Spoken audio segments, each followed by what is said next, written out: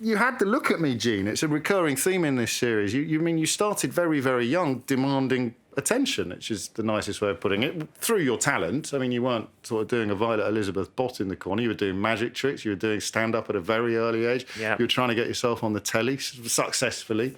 So you had a sort of inner turmoil, but an external need for validation.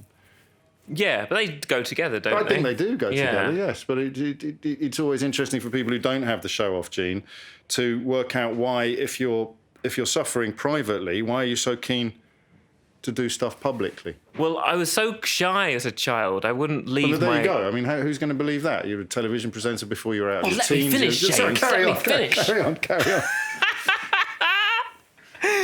Imagine, I was so shy as a child. Who's going to believe that? No. Get out of here. We've got another caller on line 2. She says she was... I'm sorry. She was bullied by her father. Shut up. Simon, I gather you were very shy as a child. Tell me more about that, please. I wouldn't leave my mother. I wouldn't go to school. I wouldn't. Unless she sort of pretended to stay in the corridor for a long time. So she sent me to a stage school to get me out of my shell, and actually did. I would only go if she sat in the corridor for the 4 hours I was there learning to tap dance. I became able to be on stage, and I found it very enjoyable and freeing. I still wasn't that good at one-on-one conversations. Okay. But I learned to be on stage, I learned to perform, and I really liked it. And I suppose then, I'm not sure what happened, maybe some competitive thing began where I just thought, well, I want the main part in this show.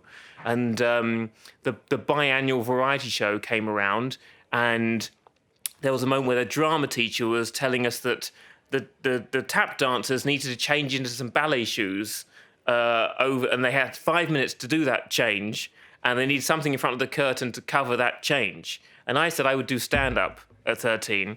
And he somehow, rather than saying, are you sure? Because stand-up is quite hard, Simon, and you're a child, said, yeah, okay, well, let's do that then. And then I did it, and I loved it. Did you? People laughed. I watched the tape recently, and it was because I was weird. Right. But I thought they were laughing at my brilliant jokes.